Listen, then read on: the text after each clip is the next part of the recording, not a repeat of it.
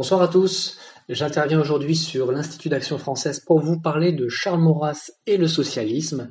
Il s'agit en fait d'une note de lecture, plus précisément sur un livre de Bertrand Feussard de Foucault, Charles Maurras et le socialisme, paru en 1984 aux éditions royalistes.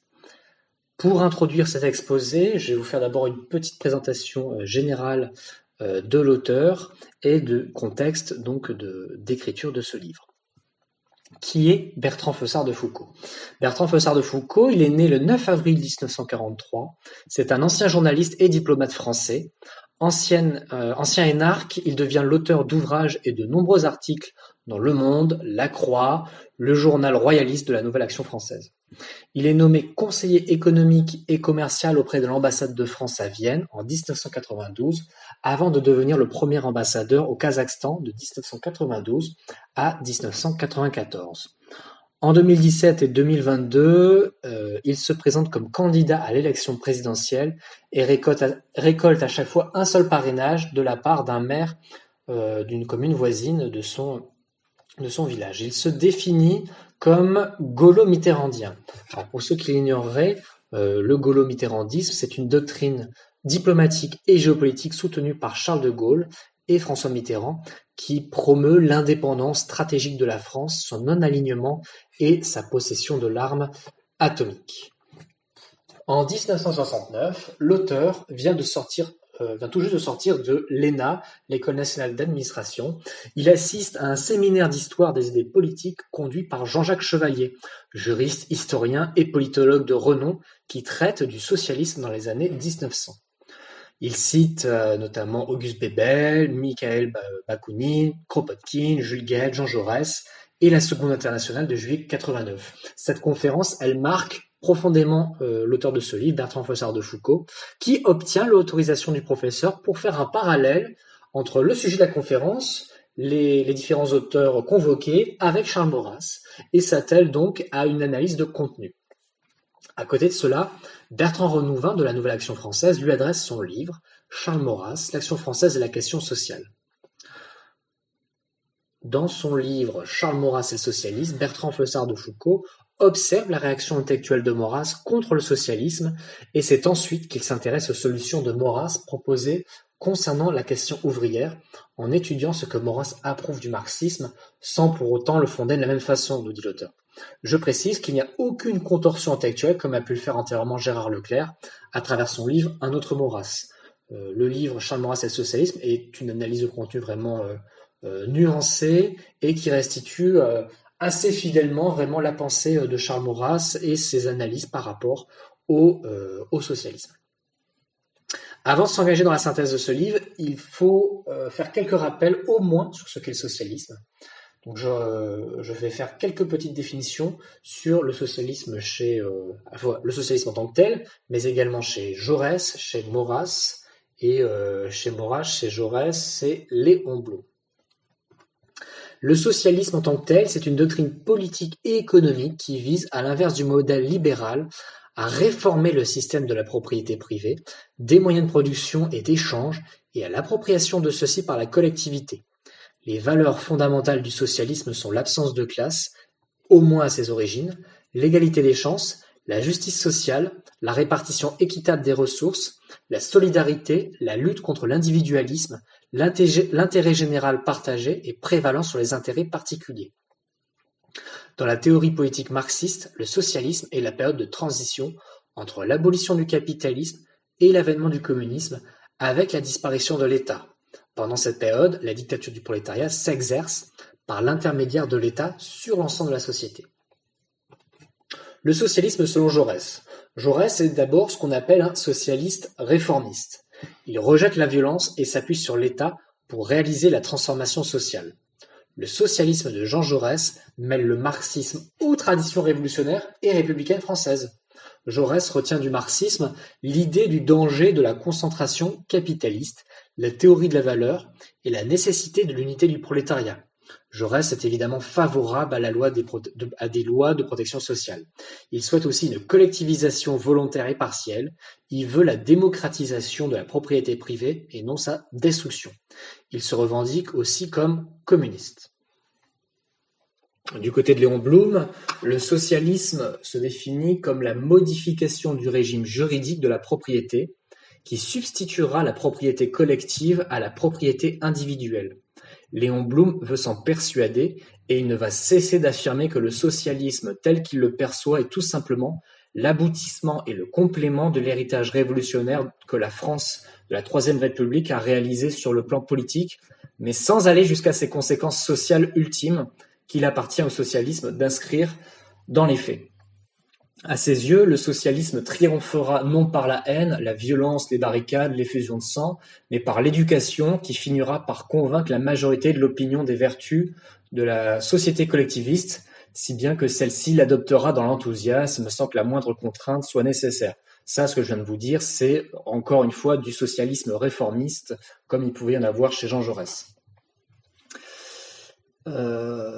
Concernant l'appréhension du socialisme chez Maurras à ses débuts, j'ai trouvé cette petite note chez Bertrand Rodin qui était intéressante. C'est dans la première édition des 3 idées politiques de Charles Maurras. Maurras décrit la monarchie comme un État, je cite, hiérarchique, socialiste et communautaire. Dans le numéro du 15 novembre de la Revue d'Action française, présentant les aphorismes de la politique sociale, Maurras surenchérit et écrit « Le marquis de la Tour du Pin est bien connu pour le plus ancien et le plus parfait des théoriciens de la politique et de l'économie traditionnelle.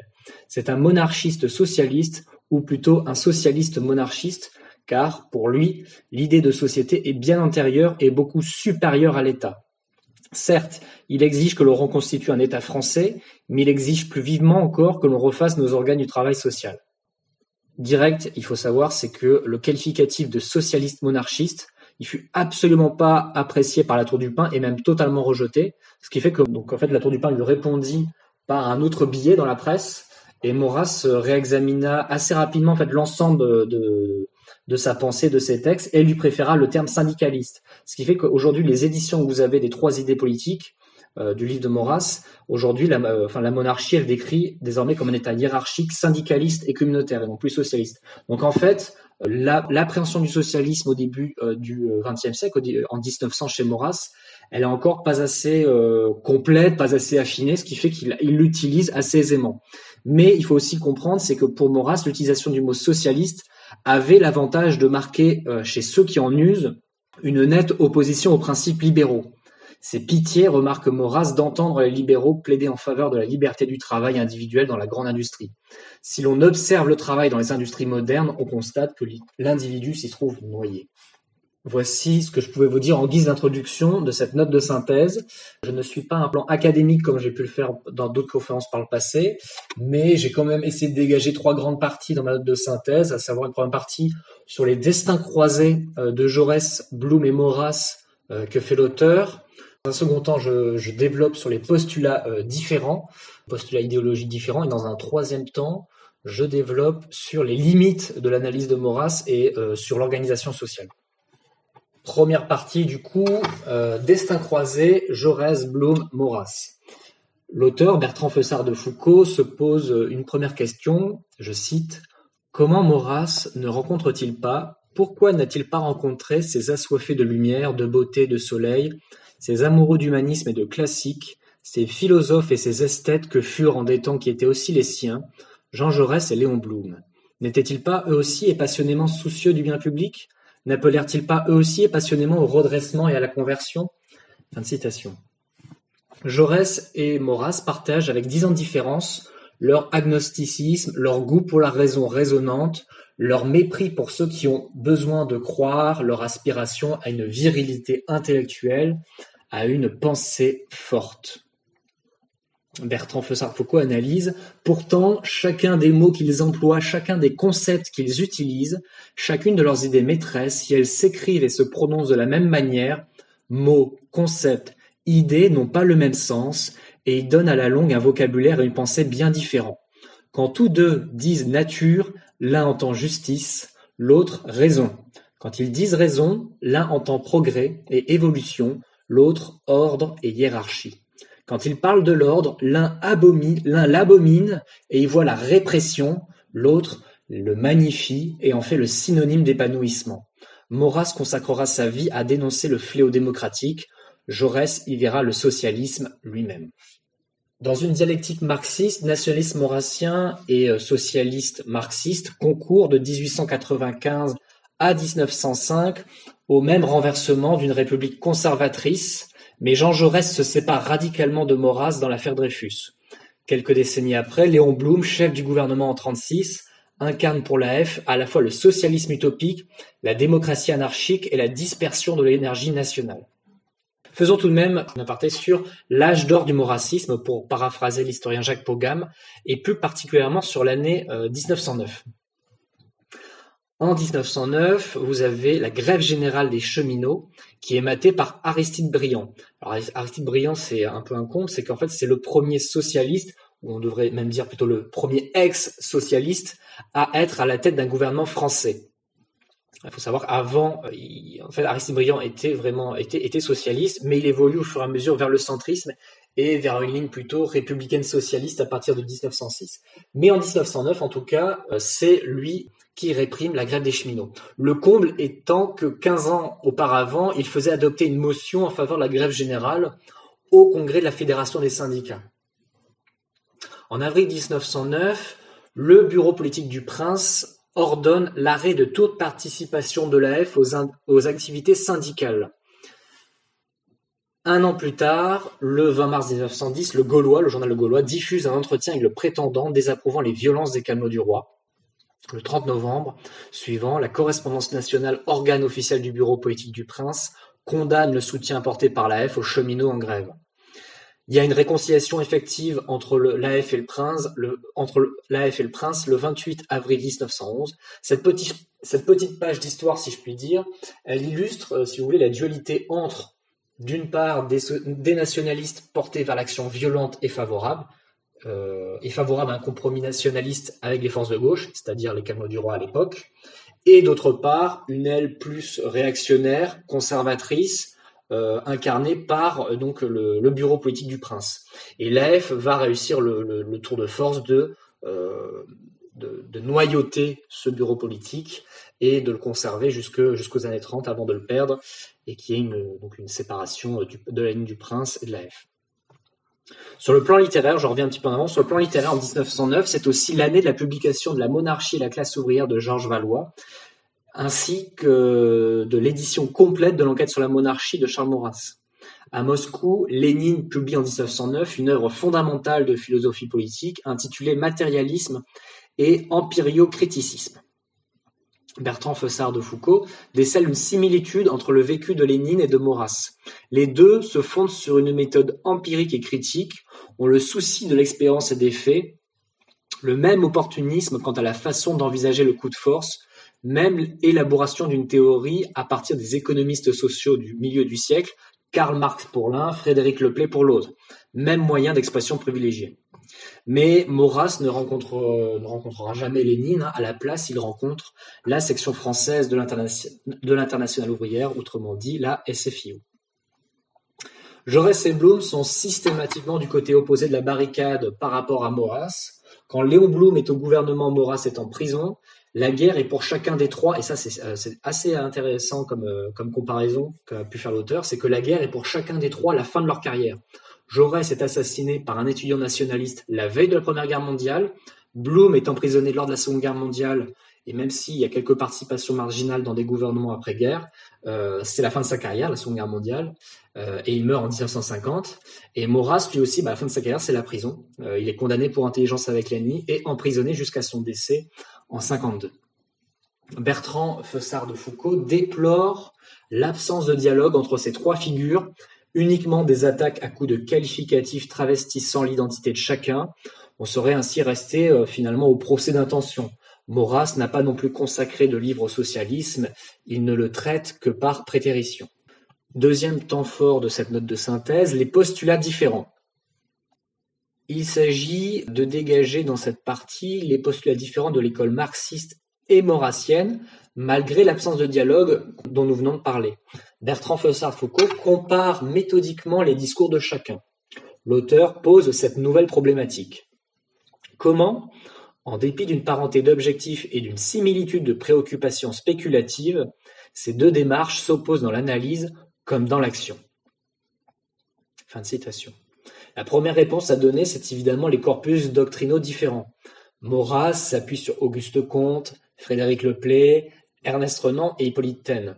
Jaurès a quant à lui lu et relu Marx en allemand et en français, Hegel, Engels, Karl Liebknecht, et de ces auteurs découlent naturellement aussi des approches différentes. Faisons un petit focus sur l'homme et la société. L'auteur constate que socialistes et maurassiens ont en commun une approche naturaliste et sociale qui rejoint les prémices de Locke, Dobbes et de Rousseau par la même réflexion philosophique sur l'origine de l'homme. Mais pour les uns, il s'agit de l'homme en société, pour les autres, de l'homme social. Chez les socialistes, l'homme est d'une certaine manière dissociable de la société et la société est évolutive. Tandis que chez Maurras, l'homme est société et cela est intangible et guère modifiable. Pour Maurras, la propriété, c'est un fait social, c'est d'abord un fait social dans la société qui se justifie politiquement parce que posséder, c'est commander. C'est une citation de Maurras, posséder, c'est commander, c'est disposer de soi, c'est pouvoir résister aux autres, c'est exercer une influence, ne serait-ce que par réaction. Fin de citation. Il analyse essentiellement comme la sauvegarde naturelle de l'homme, comme l'unique moyen de survie de la famille, comme le gage de l'autorité paternelle et de sa capacité à assumer ses responsabilités nourricières. La propriété n'est cependant pas un droit en vertu de l'inégalité naturelle, donc l'inégalité protectrice. Cette inégalité naturelle est compensée par la loi de complémentarité, signifiant la différence des êtres qui engendre le succès et le progrès commun. Maurice Torelli développe cette idée en expliquant que plus la société est complexe, organisée, harmonieuse, plus les moyens mis à la disposition de l'homme seront nombreux. À l'inverse, plus elle se simplifie, se désorganise, se divise et plus les moyens se dégradent. Dès lors que le succès et le progrès commun sont fragilisés, l'autorité devient un moyen légitime et nécessaire pour réguler, niveler les libertés inégales de leur nature. Il s'agit en définitive de restaurer un équilibre que la démocratie ne permet évidemment pas. Concernant toujours la propriété, il faut savoir que Maurras, dans sa littérature, plaide pour la reconstitution de propriété collective, car, je cite, la propriété collective est souvent un auxiliaire et une défense du plus haut prix pour la propriété individuelle. Ça, c'est extrait de l'Action française en 1908. La propriété collective est souvent un auxiliaire et une défense du plus haut prix pour la propriété individuelle. Mais surtout, elle est le moyen de diffuser la propriété privée le plus largement possible. Il se distingue en cela de l'encyclique Rerum Novarum de Léon XIII, qui affirme que la théorie socialiste de la propriété collective est absolument à répudier comme préjudiciable à ceux-là même qu'on veut secourir, contraire aux droits naturels des individus, comme dénaturant les fonctions de l'État et troublant la tranquillité publique. Ça, c'est extrait de l'encyclique Rerum Novarum. Maurras fait remarquer Maurras n'est pas vraiment d'accord, puisqu'en fait, il fait remarquer que, je cite, le travailleur de l'ancienne France était, lui, un propriétaire. Il avait part aux propriétés collectives de l'organisation à laquelle il appartenait. Beaucoup plus important, pour Maurras, la propriété est la seule façon de lier de près le sort du citoyen à la fortune de la cité. Comme l'ajoute le duc de Guise, c'est un facteur puissant du patriotisme et de l'attachement national. Maurras surenchérit sur la propriété, il écrit « Il n'est pas nécessaire de la morceler infiniment entre les personnes. » Donc là, il parle de propriété collective. « Il n'est pas nécessaire de la morceler infiniment entre les personnes. Il suffit que tous, les plus petits éléments de la société, la plus petite commune, le plus petit corps de métier et au soleil des biens, je dis bien des biens réels, dont chaque participant puisse dire « Ceci, tout ceci est à nous ». Chaque élément social, y compris le plus pauvre, se trouvera ainsi relié au corps social, chaque élément de la nation à la nation. Maurras défend donc une distribution de la propriété, de sorte à ce que se crée une copropriété de la patrie. Alors ça, c'est pas une formule de Maurras, la copropriété de la patrie, c'est une formule de Léon Blum. Donc Bertrand Feussard fait un renvoi justement à cette formule de Léon Blum qui est assez intéressante, en fait, qu'il écrit lors de son procès qu'il prononce lors de son procès de Rion, je crois que je prononce bien, le 11 mars 42. Léon Blum écrit « Si vous envisagez des sentiments de ce genre avec gravité et sans prétention, vous vous rendrez compte, au contraire, qu'ils ne peuvent que coopérer à un sentiment d'unité entre les différentes classes qui composent la nation. Et au point de vue spécial qui vous occupe, constatez une communauté de droits et de devoirs vis-à-vis du patrimoine national. Est-ce que cela ne conduit pas à en assurer et à en préparer la défense commune, la défense unanime?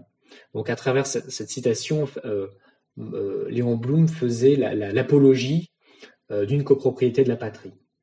Mais Blum, malheureusement, dont le socialisme est prisonnier des structures républicaines, ne peut aller plus loin qu'une copropriété du travail industriel sur l'appareil productif du pays. Il s'arrête là. Autre divergence, c'est aussi le rapport que peuvent avoir les socialistes et les maurassiens vis-à-vis du progrès. Jaurès, Marcel Samba et Blum adhèrent au mythe du progrès, celui-ci considérant qu'une institution mauvaise qui est contre nature pourrait s'améliorer à mesure que l'homme devient meilleur et de ce fait même est doublement irrecevable. Le Play a en effet démontré que l'homme ne survivait que par la grâce de la société et n'avait quelque chance de s'améliorer qu'en elle. Si la société est destructrice, anarchique, inorganisée, rien n'est possible. Et surtout pas la conversion progressive d'un régime. Donc là, nous plaçons vraiment à l'opposé de cette vision du progrès qui veut qu'on peut devenir meilleur dans une société qui n'est pas qui a un fonctionnement contre nature, qui est mauvaise, avec une institution mauvaise. Chez nous, maurassiens, la démocratie n'est ni un progrès ni la raison. Le progrès pourrait être défini comme la tradition, chez nous, maurassiens, le bon usage du legs héréditaire et de l'expérience, analogue à la propriété transmissible, l'acquis continué et maintenu. Le progrès ne peut résulter de l'égalité car tout progrès est né de l'inégalité. Voilà. De plus, le progrès n'est pas fatalement chronologique chez Maurras. Davantage, il n'est pas sûr qu'il y ait progrès, d'autant qu'il est difficile à définir. Je cite, « La notion du progrès fatal interdit les reprises et les remèdes. Dans sa logique, il ne peut y avoir que des perfectionnements incessants et continus. Tout va de mieux nécessairement. C'est idiot, et il y a longtemps que nous le disons. » Autre citation. « Il ne faut pas croire que le seul fait de chercher mieux fasse trouver mieux, et que le désir du progrès, même suivi d'efforts, même couronné par un progrès apparent, soit le progrès lui-même. » Autre distinction que relève l'auteur, que relève Bertrand Faussard de Foucault, c'est le rapport entre nation, humanisme et classe sociale. L'auteur développe encore une fois sur Jaurès et Maurras, qui se retrouvent d'une certaine manière dans la définition de la nation. Chacun exprime le même refus d'en appeler à la foi. Voilà, Maurras ne fonde pas sa définition de la nation sur une définition religieuse. Même négation de toute position sentimentale et même fondement sur la seule raison naturelle pour désigner la communauté politique réelle la plus étendue et la plus résistante. Là où Jaurès ne voit que le désir d'un groupe d'hommes de vivre d'une vie plus étroite, plus familière, plus intime, c'est-à-dire une vie nationale avec le groupe historique auquel le rattachent de séculaires amitiés, Maurras préfère analyser la nation par analogie à la société. Ce ne sont pas les individus qui créent la nation, mais le contraire. Je cite Maurras, « La nationalité dérive de la nature humaine définie et qualifiée par la société. Les membres d'une société commencent par en être. Ils peuvent y adhérer ensuite, se révolter contre elle ou la quitter, mais elle leur préexistait. Si leur volonté personnelle crée leur conduite à son égard, son existence à elle ne dépend de la leur que dans une faible mesure et fort éloignée. » Chez Maurras, les classes sociales sont un fait de nature, dont la Révolution a modifié du tout au tout les relations qui existaient entre elles et à l'intérieur de chacune d'elles. Comment ? En se fondant sur l'utopie égalitaire et en répandant cette idée. Maurras rejette fondamentalement l'alliance horizontale et internationale des classes, car rien ne dépasse la réalité des nations, pour lui. Maurras écrit « Et s'il y a des classes, il doit être entendu que la nation passe avant tous les groupes de la nation. La défense du tout s'impose aux partis. Dans l'ordre des réalités, il y a d'abord les nations avant les classes, les nations avant les affaires. » Fin de citation. Il prend appui sur l'exemple de la Première Guerre mondiale pour justifier son propos. Ça, c'est extrait d'un autre texte de Maurras. La lutte entre les classes n'a pas l'intensité, le caractère absolu que lui prêtent ces théoriciens. Puisqu'une nation menacée par l'ennemi il renonce immédiatement pour se défendre. Fin de citation. Donc là, il prend l'exemple, c'est qu'en fait, la guerre des classes, la guerre entre nations a prévalu, enfin, a été plus importante finalement que la guerre des classes, parce qu'il y a eu un repli de chaque, des ouvriers allemands vers leur nation, des ouvriers français vers la leur, pour se défendre. Quand bien même, voilà, on peut émettre des critiques sur le pacifisme, sur, comment dire. C'est pas aussi bien ou pas aussi simple que je viens de l'expliquer, puisqu'il y avait aussi des grands mouvements pacifistes à ce moment-là. Il y avait des ententes entre les partis socialistes, partis allemands et Jean Jaurès. Mais en tout cas, effectivement, quand la terre, quand la maison, quand l'ennemi vient sur ta terre, le réflexe est évidemment la défense de la nation. Voilà. Une autre divergence entre maurassien et marxiste, c'est la lutte des classes. Oui, la lutte des classes existe, comme je me répète, mais elle n'est pas inéluctable chez Maurras. L'erreur capitale, dit Maurras, c'est de croire que les deux classes sont ennemies. Alors non, pardon, ça c'est Rerum Novarum, c'est l'encyclique Rerum Novarum. L'erreur capitale, c'est de croire que les deux classes sont ennemies l'une de l'autre, comme si la nature avait armé les riches et les prolétaires pour qu'ils se combattent mutuellement dans un duel obstiné. C'est là une affirmation à ce point déraisonnable et fausse que la vérité se trouve dans une doctrine absolument opposée. Fin de citation. Maurras ne conteste fondamentalement pas qu'il puisse y avoir conflit entre les classes. Il dit, cela s'est vu parfois, souvent, à certaines époques, en certains lieux comptés, déterminés. Ce qu'il conteste, par contre, c'est une fatalité destructrice d'une classe par l'autre. Donc il rejoint en cela la position de l'Église romaine. Autre considération de Maurras, pour lui, les socialistes français représentent la synthèse des 4 États confédérés, francs-maçons, métèques, juifs et protestants. S'il ne s'agit nullement de refuser l'hospitalité à ces États étrangers à la France, il importe par contre que ne triomphe pas ce que l'auteur appelle l'internation, sous-entendu l'international. Maurras combat l'internationalisme car il est un défi direct à la réalité nationale. Cependant, il convient de préciser ici que l'internationalisme jaurétien n'est pas un sans-frontiérisme tel qu'on pourrait le penser aujourd'hui. Là, j'en veux pour preuve un discours de Jaurès sur le patriotisme et l'internationalisme du 7 avril 1895. Alors, c'est une citation assez longue, mais qui est assez éclairante. Jean Jaurès écrit « Non, l'internationalisme n'est ni l'abaissement, ni le sacrifice de la patrie. Les patries, lorsqu'elles se sont constituées, ont été une première et nécessaire étape vers l'unité humaine à laquelle nous tendons et dont l'internationalisme, engendré par toute la civilisation moderne, représente une nouvelle étape, aussi inéluctable. Et de même que la patrie française ne s'est pas organisée contre les différentes provinces qu'elle arrachait à un antagonisme caduc pour les solidariser, mais en leur faveur et pour leur plus libre et large vie. De même, la patrie humaine que réclame l'état social de la production, de l'échange et de la science ne s'opère pas, ne peut pas s'opérer aux dépens des nations de l'heure présente, mais à leur bénéfice et pour le développement supérieur. Jean Jaurès toujours. Et maintenant que nous avons établi comment, loin de s'exclure, patriotisme et internationalisme ne sont que deux formes se complétant du même amour de l'humanité, messieurs, il n'y a qu'un moyen d'abolir enfin la guerre entre les peuples, c'est d'abolir la guerre entre les individus, c'est d'abolir la guerre économique, le désordre de la société présente, c'est de substituer à la lutte universelle pour la vie, qui aboutit à la lutte universelle sur les champs de bataille, un régime de concorde sociale et d'unité. Mais en attendant cette réalisation de la paix internationale par l'unité socialiste, il est du devoir de tous les socialistes dans tous les pays de protéger chacun leur patrie contre toutes les agressions possibles. Fin de citation. Donc c'était un extrait du discours de Jaurès du 7 avril 1895 sur le patriotisme et l'internationalisme. Si vous avez remarqué, c'est que Jaurès y voit une complétude entre l'internationalisme et le nationalisme. Mais en fait, chez lui, l'internationalisme est un universalisme et en fait, le patriotisme, pour lui, c'est un humanisme. Donc, on n'a pas, c'est pas un sans-frontiérisme, mais on n'a pas en tout cas la même appréciation, évidemment, de la nation et de l'internationalisme. Chez Blum, par contre, on a droit à un discours quasi religieux sur l'internationalisme.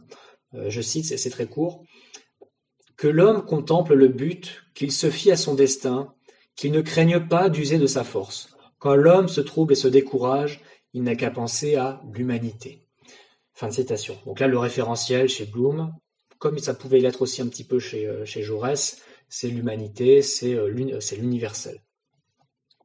Loin de cette vision quasi-religieuse, Maurras définit la nation en positiviste de la façon suivante.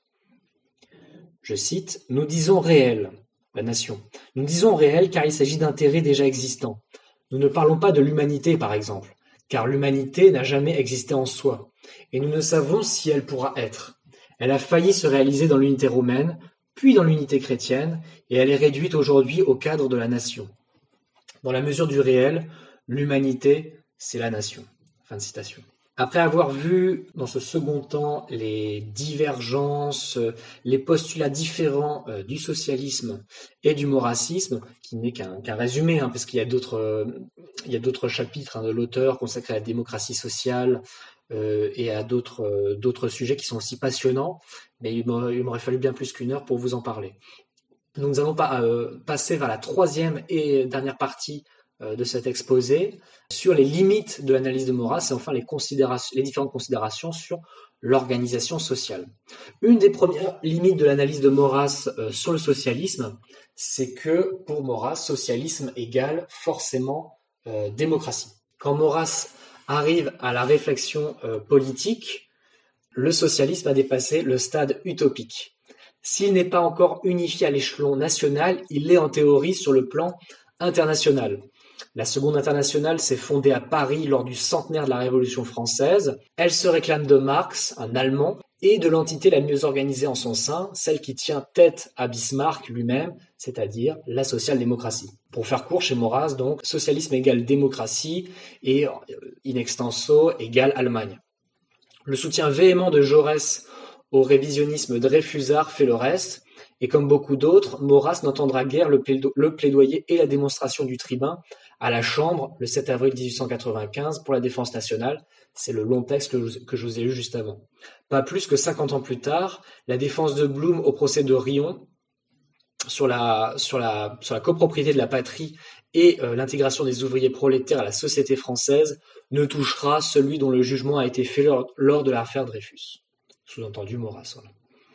La lutte menée par les socialistes opportunistes entre 1896 et 1910 pour entrer au gouvernement, l'assimilation progressive jusque dans les institutions du socialisme avec la République rendent Maurras encore plus violent dans ses attaques. Et si la Seconde Internationale ne survit pas à la révolution bolchevique, il s'en crée opportunément une troisième, qui ne peut que renforcer la thèse maurassienne. Pour lui, socialisme donc dit république et internationale. La SFIO pour le premier chef, le PC pour le second, permettent qu'entre les deux guerres, le réquisitoire reste complet. Notamment vis-à-vis de la guerre d'Espagne, par exemple. Et la politique pacifiste et européenne de l'ancien socialiste brillant, comme la faiblesse du cartel des gauches ou du Front populaire en politique extérieure, ne font que conforter l'analyse de Maurras. Mais pour autant, Maurras ne méconnaît pas les distinctions qu'il peut y avoir entre socialisme et communiste. Bien au contraire. Il a même conscience de l'apport et des tentatives de ces partis et de ces doctrines.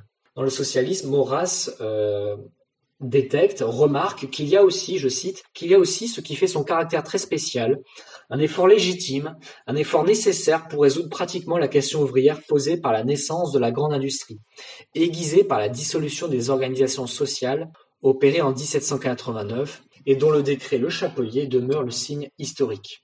Par cette dernière réaction contre l'individualisme des constituants jacobins, l'esprit socialiste réagit contre les idées de la Révolution. Il est donc organisateur.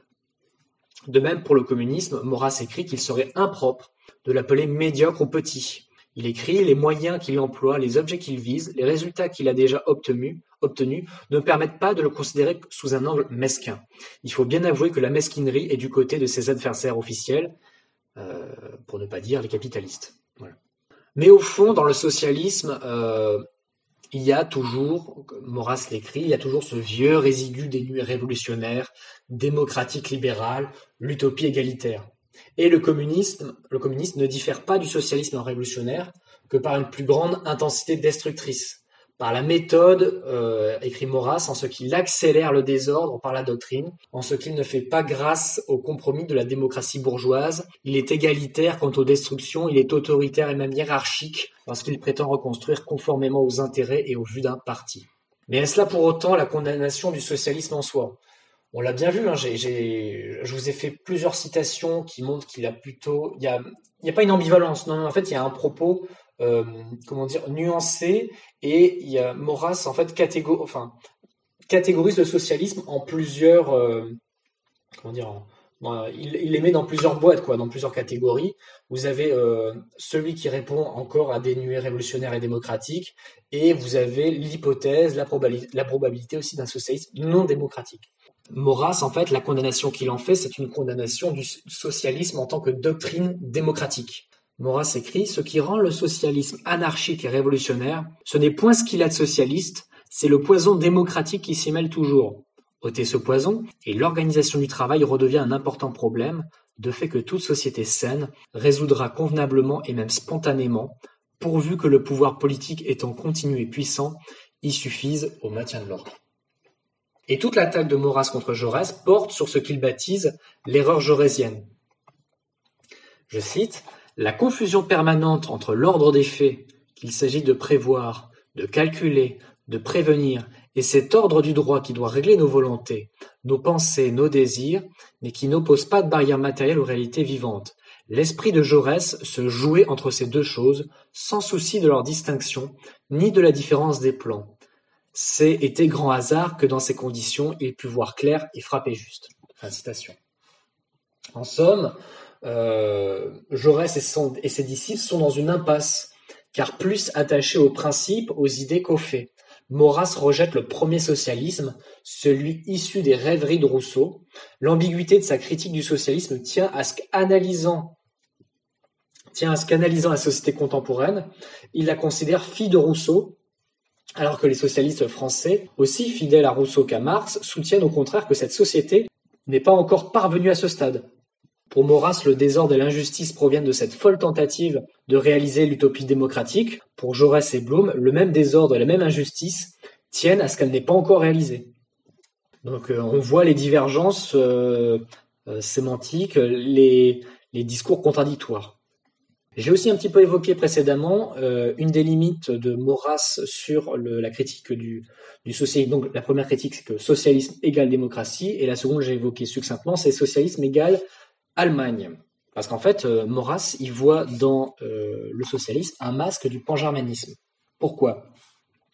Maurras reproche à Jaurès et à Blum d'entraîner des millions de Français dans une fausse voie et de dissiper l'énergie nationale. Les deux leaders ont en effet manqué de clairvoyance à l'égard du Reich. L'un prêche la guerre impossible et la paix fatale jusqu'en juillet 1914. L'autre, comme d'ailleurs les communistes, refuse jusqu'au dernier moment de croire en l'arrivée au pouvoir d'Hitler. Maurras voit en Marx essentiellement le juif allemand qui travaille à la prépondérance de l'Allemagne en Europe et à la centralisation des pouvoirs de l'État allemand. Le socialisme est une des formes de l'invasion de l'Allemagne intellectuelle, dit Maurras. Elle aboutit à éliminer du monde ouvrier ce que le proudhonisme y maintenait de conforme à nos traditions nationales, bien que le proudhonisme fût en partie originaire d'Allemagne par la Révolution, Rousseau et Hegel, écrit Maurras. L'internationale marxiste est en fait pour lui un masque du pangermanisme. La prétendue pensée ouvrière universelle, elle se réalise dans l'esprit de l'Allemagne, ouvrière, bourgeoise ou militaire, aspirant à dominer sur tout l'univers. La défaite allemande de 1918 n'entame pourtant pas la réflexion de Maurras. La France s'est sauvée elle-même malgré la République, et le pangermanisme a trouvé un refuge et un relais en Russie. Marx s'est trompé quand il a cru que la révolution éclaterait d'abord en Allemagne, elle éclatera finalement en Russie. Cette dernière n'est pas dupe, l'Allemagne n'est pas dupe de l'utopie et des nuées, mais c'est qu'il exporte, comme elle l'a toujours fait, le virus révolutionnaire en Russie. Donc pour Maurras, en fait, oui, l'Allemagne perd la guerre, la révolution n'a pas lieu en Russie, mais en fait, le virus démocratique, le virus allemand, va s'exporter en Russie. Mais en fait, cette vision, elle est totalement biaisée. Cette vision du marxisme, elle est biaisée et une extension du socialisme, parce que cette vision du socialisme comme avatar du pangermanisme, elle s'effrite à plus d'un titre, comme expliqué dans la thèse de Bertrand Feussard de Foucault.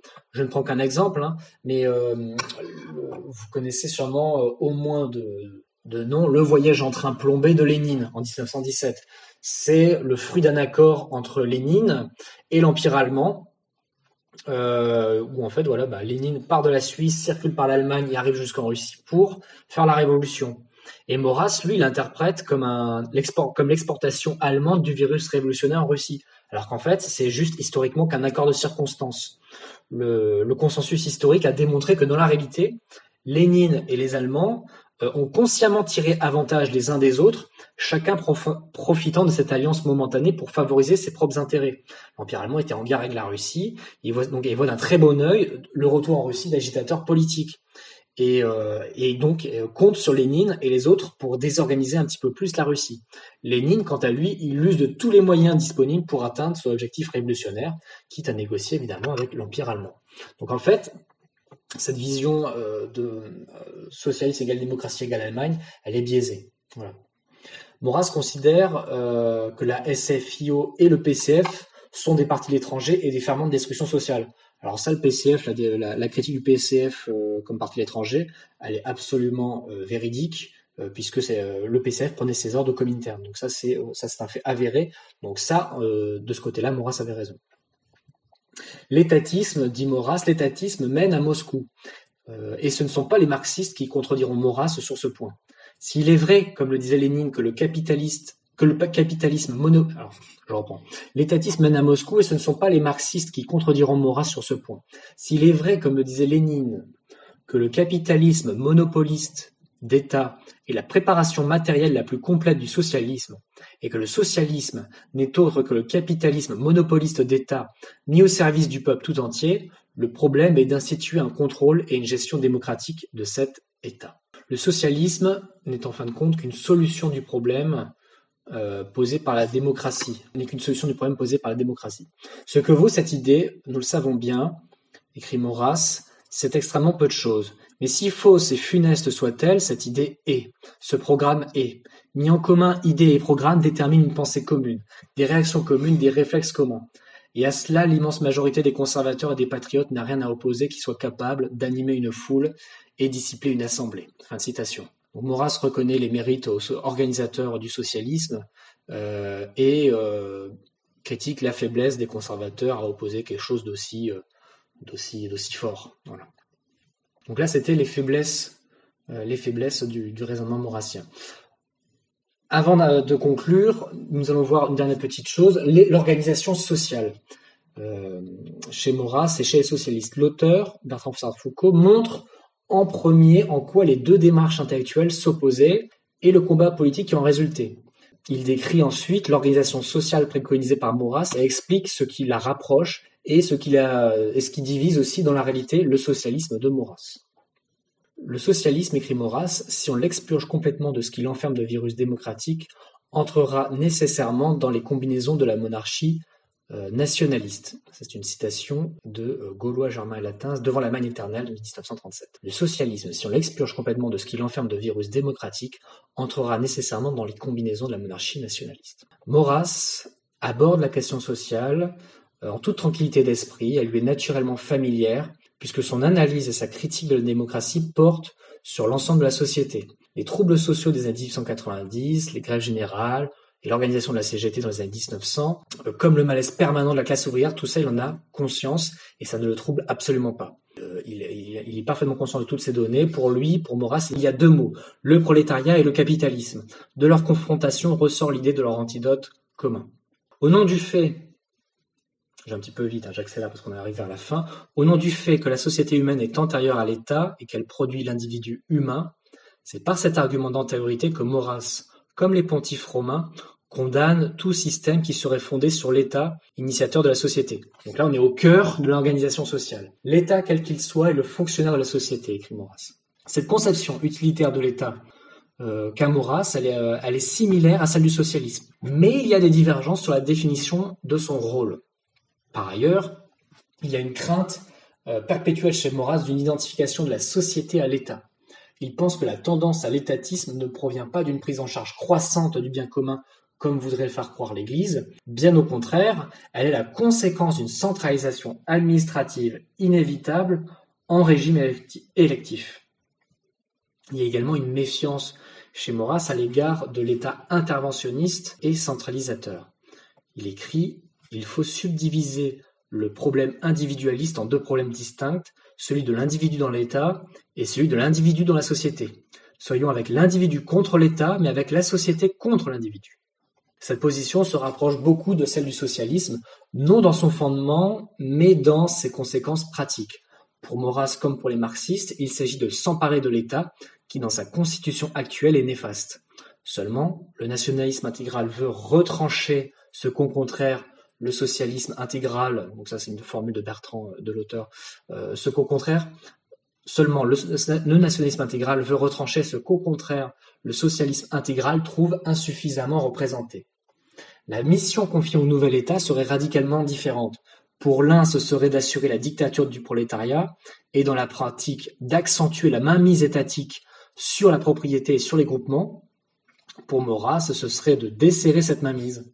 Toujours selon lui, un État normal laisse agir et il doit viser dans la faible mesure de ses pouvoirs à modérer et à régler le jeu des forces individuelles ou collectives qui lui sont confiées. Mais il ne peut gérer l'intérêt public qu'à la condition d'utiliser avec une passion lucide les ressorts variés de la nature sociale, tels qu'ils sont, tels qu'ils jouent, tels qu'ils rendent service. L'État doit donc assurer les bonnes relations entre les diverses organisations, sociétés et associations qui sont le tissu de la société et de la nation. Pour conclure, il est intéressant de noter que Maurras et l'Action française ont soutenu le mouvement syndical dans la première moitié du XXe siècle, perpétuellement sur le fond, tout en rappelant constamment que le mouvement syndical était dévoyé.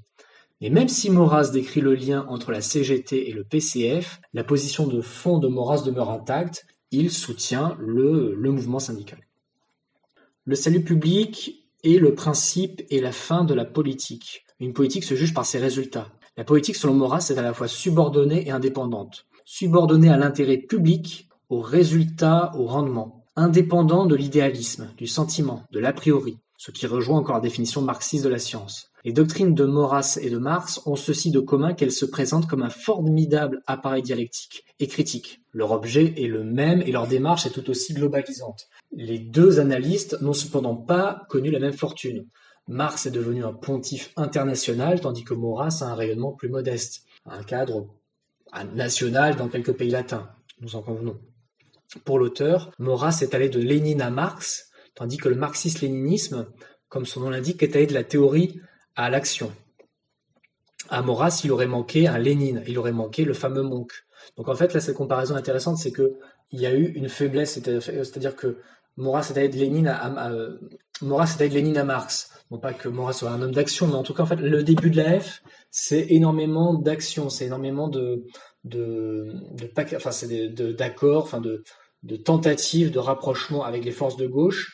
C'est beaucoup d'action. Et après, il y a un tournant conservateur après la Première Guerre mondiale, et là, on se rapproche plus juste de l'élaboration théorique, de l'énonciation théorique. Tandis que le marxisme-léninisme, c'est on part de Marx, on part de la théorie vers la pratique. Donc, à Maurras, il aurait manqué un Lénine, il aurait manqué le fameux Monk.